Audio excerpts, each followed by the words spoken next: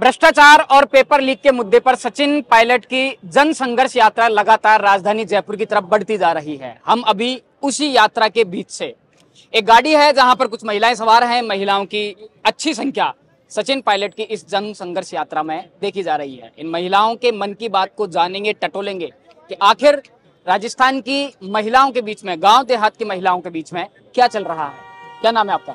मेरा नाम संजना जाटव है। मैं वर्तमान में जिला परिषद सदस्य हूँ और मैं तो यही कहना चाहती हूँ जो उन्होंने ये पीपल लेक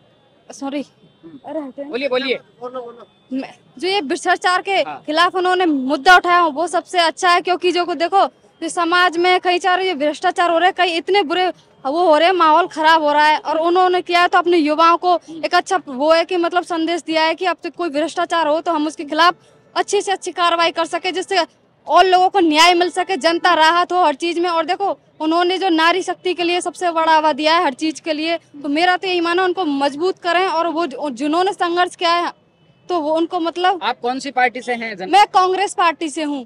तो ये कांग्रेस की तो जनसंघर्ष यात्रा नहीं है, सचिन पायलट भ्रष्टाचार के खिलाफ है जी।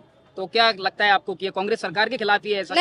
नहीं। सचिन पायलट कोई भी मूवमेंट करते हैं तो ये बताया जाता है कि वो पार्टी के खिलाफ जा रहे हैं। नहीं सर, ऐसा नहीं है कुछ भी। मतलब ये तो मतलब अपने जो समाज का, देश का वो है, भ्रष्टाचार के खिलाफ उनका सबका मुद्दा उठा रहे हैं। इसमें पार्टी का कोई भी सर बोल। सरकार तो कांग्रेस की है, उनकी बात क्यों नहीं सुनी जा रही है? सर कांग्रेस से जनप्रतिनिधि हैं। वो तो बात आपकी मानती हूँ, पर ऐसा नहीं है। देखो जो भ्रष्टाचार के खिलाफ और उन्होंने मुद्दा उठाया है ना, वो सही उठाया है। कांग्रेस मुद्दा, सरकार कांग्रेस की है ना, उनकी बात को सुना नहीं जा रहा है। भाई सुनना तो मतलब आला कमान और वो वगैरह सब ऐसा नहीं है, सुनेंगे। पर क्या नाम है आपका?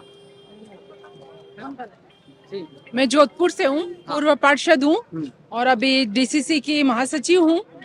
हम जोधपुर से आए हैं। पूरे राजस्थान में जो ये भ्रष्टाचार का मुद्दा और जो पेपर लीक का मुद्दा है, ये बहुत ही बड़ा मुद्दा है।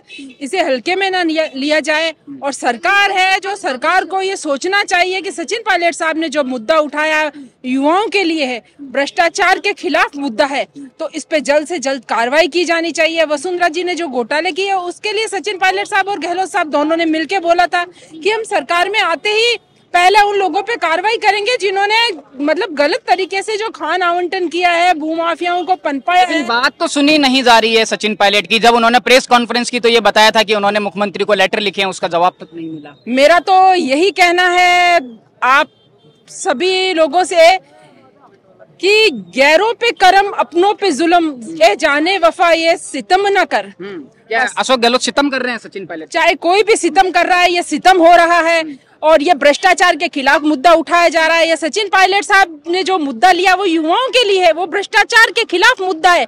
भ्रष्टाचार को जड़ से खत्म करना पड़ेगा। युवाओं के जो पेपर लीक हो रहे हैं वो छोटा मुद्दा नहीं है, उसने पूरे राजस्थान को झकझोर के रख दिया है। इस बात को सरकार कतई हल्के में ना ले और बड़े से बड़े जो मगरमच्छ हैं उन मगरमच्छों को पकड़ा जाए। इस यात्रा का कोई असर पड़ेगा? इस यात्रा का बहुत बड़ा असर पड़ेगा और जल्द से जल्द इन निर्णयों पे कार्रवाई होनी चाहिए। जो सचिन पायलट साहब सड़क पे जो मुद्दे लेके आए उनके साथ पूरा राजस्थान खड़ा है। आप मीडिया वाले लोग देख रहे हो कि एक जन सैलाब की तरह पूरा राजस्थान उमड़ चुका है। सचिन पायलट साहब जब तक इन मुद्दों पे कार्रवाई नहीं होगी, ना थके हैं ना थकेंगे और उनके कार्यकर्ता इतने मजबूत हैं कि उनको कभी थकने भी नहीं देंगे। पार्टी के खिलाफ क्यों बताया जाता है सचिन पायलट? ये कोई पार्टी के खिलाफ नहीं है। ये किसी राहुल गांधी जब आए थे भारत जोड़ो यात्रा में तो ये कह के गए थे कि कांग्रेस के हर जनप्रतिनिधि को 25 किलोमीटर पैदल चलना चाहिए। चल रहा है ना। जबकि कोई भी कांग्रेस के बाकी के जो जनप्रतिनिधि हैं, चाहे प्रदेश अध्यक्ष हो, चाहे मुख्यमंत्री हो या फिर कोई भी विधायक हो, कोई भी नहीं चला। सचिन पायलट रोज 25 किलोमीटर चल रहे हैं। क्या लगता है आपको? सचिन पायलट साहब जनता के नेता है। क्या लगता है कि वो राहुल गांधी को फॉलो कर रहे हैं? हाँ, सचिन पायलट साहब राहुल गांधी को फॉलो कर रहे हैं। राहुल गांधी क्या गए थे कि सभी एमएलएस को अपने अपने विधानसभा क्षेत्र में चलना है, तो सचिन पायलट साहब तो अपना काम कर रहे हैं। उसमें कौन सी पार्टी विरोधी गतिविधि हो गई? वो तो जिन्होंने कहा है उनको भी सोचना चाहिए। जैसे कि उनके स्टेटमेंट आ चुके हैं कि सचिन पायलट मेरे बेटे जैसा है, मेरे दोस्त का बेटा है। वो आप खुद समझिए कि क्या हो रहा है। जल्द से जल्द अच्छा। क्या नाम है आपका? मैं लक्ष्मण गुजर परबसर नागौर से। मैं सचिन पायलट के लिए ये कहना चाहूंगा कि माजी तेरी तस्दीर में तलबदार बहुत है, इस पार नहीं उस पार बहुत है। जिस शहर में तूने खोली है शीशे की दुकान, उस शहर में पत्थर के खरीदार बहुत है। कौन है पत्थर का खरीदार? पत्थर के खरीदार सचिन पायलट है। पत्थर के? हाँ। तो आप क्या सोच लेकर आए हैं इस यात्रा में? इस यात्रा से निश्चित ही प्रदेशवासियों को कुछ अलग संदेश मिलने वाला है। बस बताइए क्या नाम है? मेरा नाम आइए भाई साहब, हाँ, क्या नाम है आपका? शीशराम दाइमा, सरपंच संघ। तौलिया सचिन पायलट जैसे लगा रखा है आपने। हम उनके फॉलोअर हैं तो उनके जैसे तो कुर्ते पाजामे, फिर कुर्ते पजामे तो धूप में, आगे आ जाइए थोड़ा सा। देखिए गर्मी में ये ड्रेस कंफर्ट है। अच्छा, रात दिन मेहनत कर रहे हैं, सड़क पर घूम रहे हैं, तो कुर्ते पजामे तो मेंटेन नहीं कर पाते क्योंकि संघर्ष कर रहे हैं पायलट साहब के साथ में कहाँ भ्रष्टाचार तक जाएगा ये संघर्ष? ये देखिए संघर्ष कल इसका समापन है और पायलट साहब आगे क्या रणनीति बनाते हैं उस हिसाब से संघर्ष को जारी रखेंगे जब तक भ्रष्टाचार का खात्मा नहीं होता है। जब तक नहीं, उनकी बात तो सुनी नहीं जा रही है ना, लगातार सरकार के द्वारा इग्नोर किया जा रहा है। सुनना पड़ेगा। जब जनता इतनी तादाद में सड़कों के ऊपर जनता पड़ी है तो सरकार को सोचना पड़ेगा, देखना पड़ेगा कि इस तरह से एक नए युग की शुरुआत होने जा रही है कि देश में एक कोई ऐसा नेता हुआ है जो भ्रष्टाचार के खिलाफ एक अच्छी मुहिम छेड़ी है।